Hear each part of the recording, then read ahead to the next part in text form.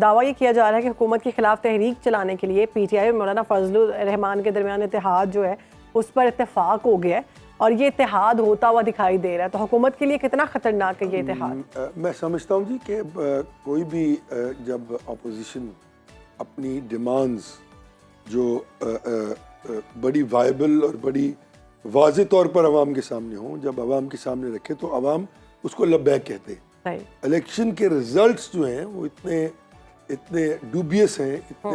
اتنے مطلب مشکل سے لوگ ایڈجسٹ کر رہے ہیں اس کو کہ وہ فارم 45 اور فارم 47 کا جو تضاد ہے وہ یہ ہے کہ وہ لوگ جو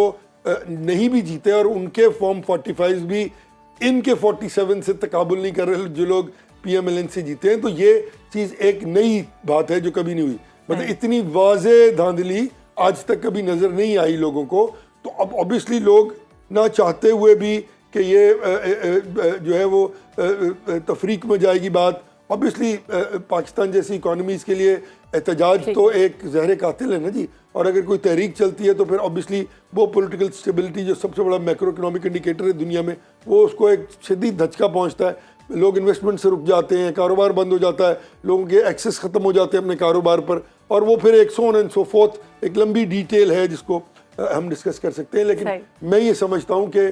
اپوزیشن اتحاد بالکل بہت طاقتور ہے، بہت طاقتور ہوگا فضل الرحمان صاحب کے آنے سے۔ ان کو پہلے کم از کم ایک موقع گفتگو کو ضرور دینا چاہیے کہ ہم بیٹھ کر کہیں، کیونکہ فضل الرحمان صاحب بھی پارلیمنٹ میں موجود ہیں، باقی سب جماعتیں بھی پارلیمنٹ میں موجود ہیں، محمود اچکزئی صاحب پارلیمنٹ میں، اور یہ دو لوگ بڑے سلجھے ہوئے لوگ ہیں،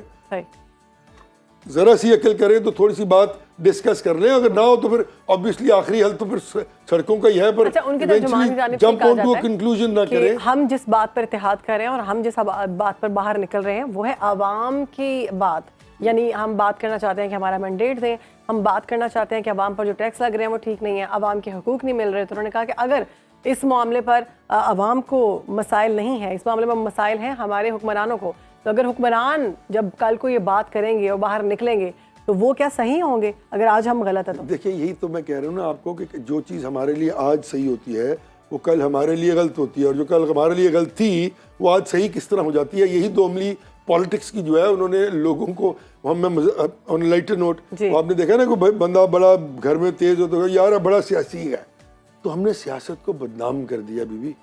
سیاست کو گالی بنا دیا ہے ان پولیٹیشنز نے، ان پولیٹیکل پارٹیز کے ایٹیٹیوڈز نے، کہ جو یہ کچھ اس ملک اور عوام کے ساتھ کرتے رہے نا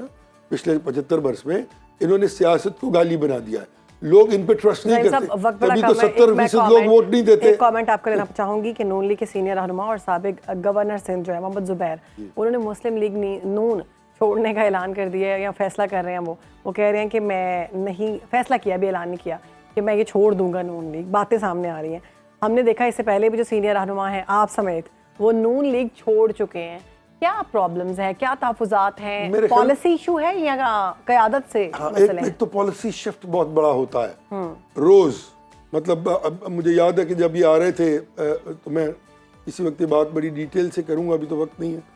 تو مجھے کہا گیا کہ آپ لوگ جو ہیں، جو آپ کے ایٹیٹیوڈز ہیں، کیونکہ آپ مارشاء اللہ کے خلاف لڑ رہے ہیں تو آپ کی ایٹیٹیوڈز پسند نہیں کیے جاتے، اس لیے ہم نے تو آنا ہے۔ اور بہت بڑے ایک آدمی نے کہا تھا جو وہاں تھا، مطلب قیادت میں سے تھا، تو ہمارے لیے مشکل ہوتی ہے آپ ذرا تھوڑا سا خاموش۔ تو جب بھی آپ پالیسی شفٹ کرتے ہیں نا تو لوگوں کے لیے بڑا مشکل ہوتا ہے ٹی وی پہ بیٹھ کے آپ کو ایک دن آپ کوئی بات کریں، دوسرے دن آپ کوئی اور بات کریں۔ تو میرے خیال میں زبیر صاحب کا بھی یہی پرابلم ہوا ہے، وہ ایک پولیٹیکل ایٹیٹیوڈ کو تو ضرور پورٹرے کرتے رہے ان کے لیے، لیکن جب پالیسی شفٹ آیا تو ان کے لیے بڑا مشکل ہو رہا تھا اس کو ڈیفینڈ کرنا۔ تو وہ بہرحال میں تو اس پالیسی کے ہی خلاف ہوں، وہی پالیسی کہ جب آپ اسٹیبلشمنٹ کے، میں تو کہوں گا کہ اب میں وہ لفظ استعمال نہیں کرنا چاہتا، ان کی مدد سے آپ کی پیدائش جو ہے وہ وہاں سے ہوئی ہو اور آپ مرہون منت ہوں 24 گھنٹے ان کے، اور ہر الیکشن آپ نے ان کی ہی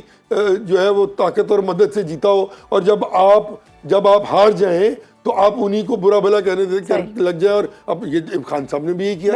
تو سب یہی کرتے ہیں۔ تو یہی دیکھیں یہ اس پہ معذرت کے ساتھ اس پہ میں کچھ ایک جملہ یہ ضرور کروں کہ اسٹیبلشمنٹ کو بھی یہ سوچنا چاہیے کہ کیا یہ لوگ اس قابل ہیں کہ اس ملک کی نمائندگی۔ ماہرین کا یہ کہنا ہے کہ نون لیگ کے لیے ٹھیک نہیں ہے کہ جتنے بڑے سینئر قیادت ہے یا سیاستدان ہیں ان کو چھوڑتے چلے جا رہے ہیں، ان کو اپنے معاملات خود اندر سیٹ کرنے چاہیے۔